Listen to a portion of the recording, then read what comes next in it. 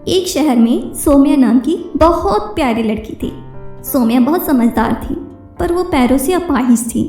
सोम्या रोज़ सपने देखती कि वो डांस कर रही है, भाग रही है, पर जब उसकी नींद खुलती तो उसे अपने अपाहिज होने का बहुत दुख होता। सोम्या अपनी मम्मी पापा की सारी बातें मानती थी, जैसे सब्जियां खाना, होमवर्क करना, पौधों को पानी डालना। इसलिए सोम्या उन दोनों की बहुत लाडली थी। मम्मी पापा सोम्या को हमेशा खुश रखना चाहते थे, इसलिए वो उसे कभी बीच पर ले जाते तो कभी पार्क में। सोम्या खुश नहीं थी क्योंकि सोम्या का कोई दोस्त नहीं था।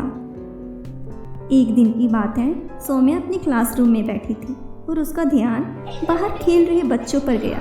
उसने सपना देखा कि वो भी बिना बैसाखी के बच्चों के साथ खेल रही है। तभी अचानक टीचर की आवाज़ आई और उन्होंने बोर्ड पर लिखा, स्पोर्ट्स डे। बच्चों, कल स्कूल में स्पोर्ट्स डे है और सभी बच्चों को भाग लेना है। सभी बच्चे भाग लेंगे पर सोम्या को छोड़कर, क्योंकि वो तो चल नहीं सकती। ऐसा नहीं बोलते रोहित, चलो सोम्या को सॉरी बोलो। सॉरी सोम्या। स्कूल खत्म हुआ और उदास सोम्या स्कूल ग्राउंड के पास आई। आसपास कोई नहीं था। सोम्या फूट फूट कर रोने लगी। तभी अचानक उसे आवाज़ सुनाई दी। वो इधर उधर देखने लगी, उसे कोई दिखाई नहीं दिया। अचानक उसे लगा कि आवाज़ शायद बेंच के नीचे से आ रही है। तभी उसने झुककर देखा, एक कबूतर का बच्चा बेंच के नीचे फंसा हुआ था। अच्छा, तो तुम यहाँ हो।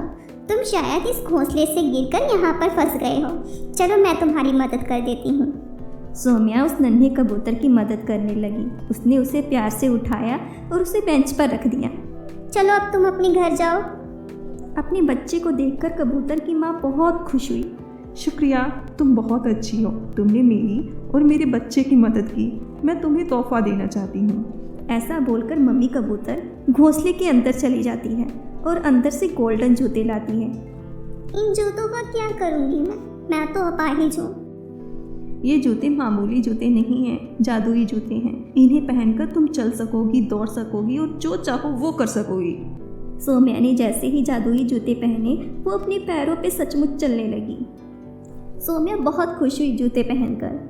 जब वो घर पहुंची, उसके मम्मी पापा अपनी लाडली को पहली बार चलता देख एकदम से चौंक गए। वो अपने आंसू रोक नहीं पाए।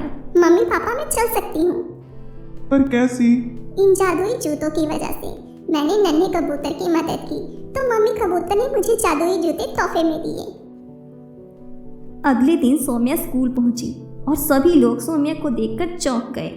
सोम्या ने रेस में भाग लिया और जादुई जूतों के कारण जीत गई। मम्मी कबूतर का जादुई तोहफा, जादुई जूते, सोम्या के जीवन का सबसे अच्छा तोहफा साबित हुआ।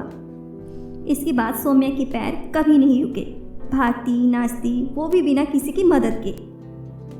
हमारी ऐसी और वीडियोस देखने के लिए हमारे चैनल को सब्सक्राइब करना ना भूलें।